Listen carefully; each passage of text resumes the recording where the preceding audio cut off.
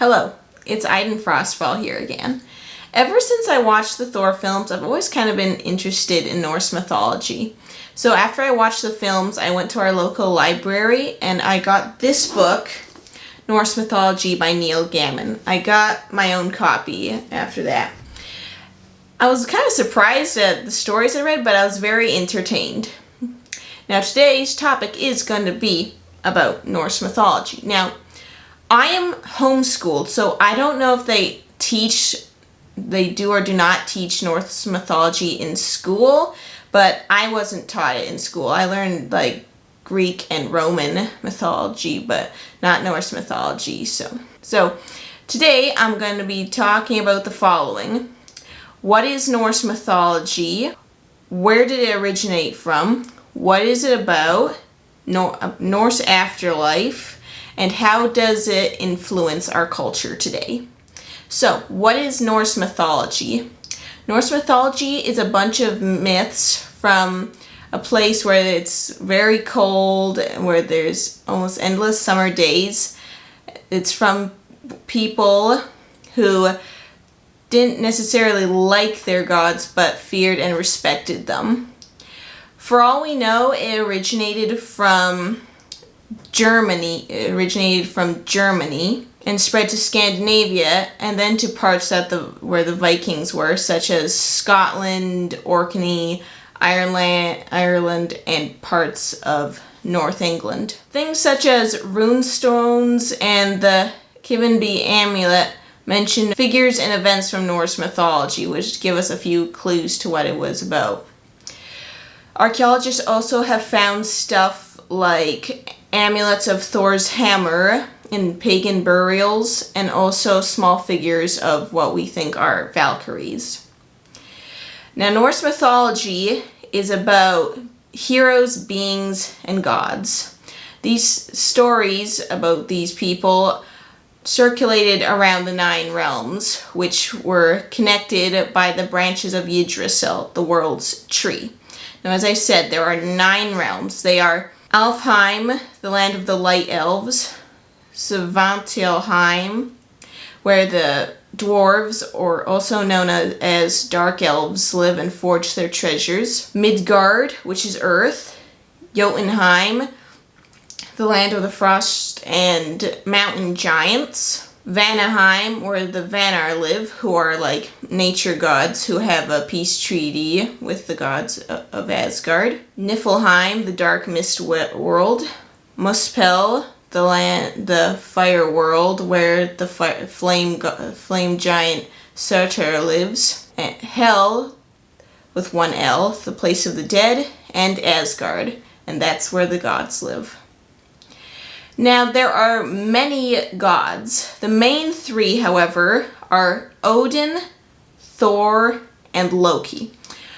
Odin is the wisest and the oldest and the highest of all the gods. He is very wise and had to give one of his eyes away to gain all that knowledge. He has many names, but is mostly called the All-Father since he is the father of everything. Thor, as we know, is a fierce god and also the wielder of the hammer Mjolnir. However, unlike in the films, he is not as bright. And he is also married to the golden-haired goddess Sif. Now, Loki is the god of mischief. He is extremely cunning and smart. He makes the world interesting, but less safe. He's also Odin's blood brother, but nobody knows how he got to Asgard. There are also many other gods that I should mention, such as Ty, the one-handed god, and Balder, one of the most handsomest of the gods. Everyone loves him except for Loki. There is also Frigg. In the films it's Frigga, but in Norse mythology it's Frigg, who is Odin's wife. There are also other goddesses such as Eivor, the doctor of the gods, Lofn, the comforter, and Vor, the goddess of wisdom. Unfortunately, the stories about them are lost and forgotten. Nobody knows I don't know how they know their names, but nobody knows any stories about them, sadly. There is also Heimdall, who is the watcher of the gods. He apparently sees everything going on in all the realms. I have missed several gods, but not all of them play as big as a role as the ones I have mentioned. Now, all the gods live in harmony in Asgard, and whenever trouble comes by, they always have meetings, and most trouble is caused by the god Loki. Now moving on to Norse afterlife. There are 4 places that you can end up if you die. Valhalla, Folkvan, the Abode of Ran, and Hell.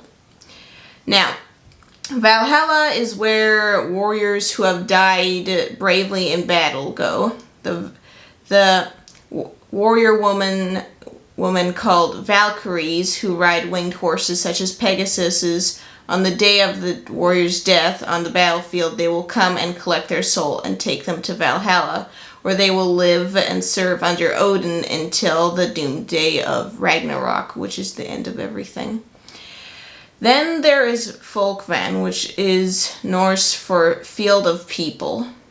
It is the hall of the goddess Freya. Unfortunately, this one too, we don't know really anything about it. It's not mentioned that much. In fact, I don't think it is ever mentioned in the book I have on it. So sadly, we don't know much about that place.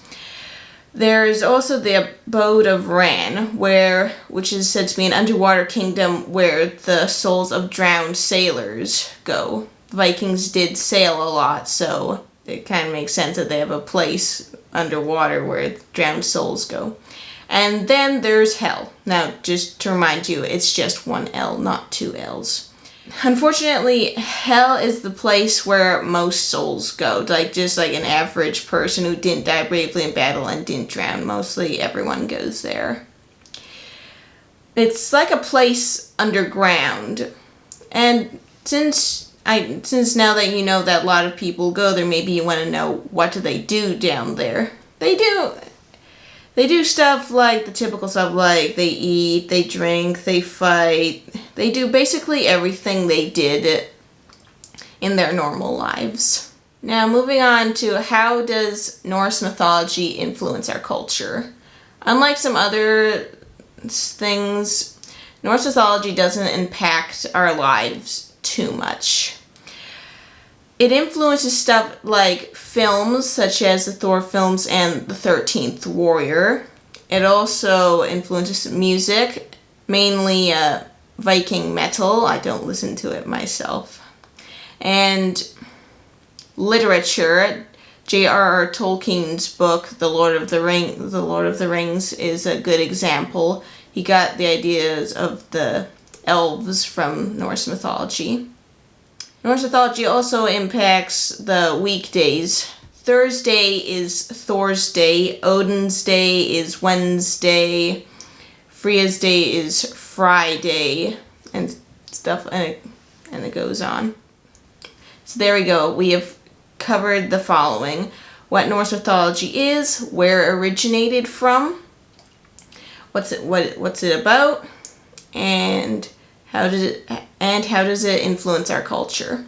I hope you found this video interesting. I did not cover every single detail, but I tried my best. I would suggest you get this book. It is a very interesting book. I really enjoyed it. And please consider liking and subscribing to my channel. I am Idunn FrostFall. Thanks for watching.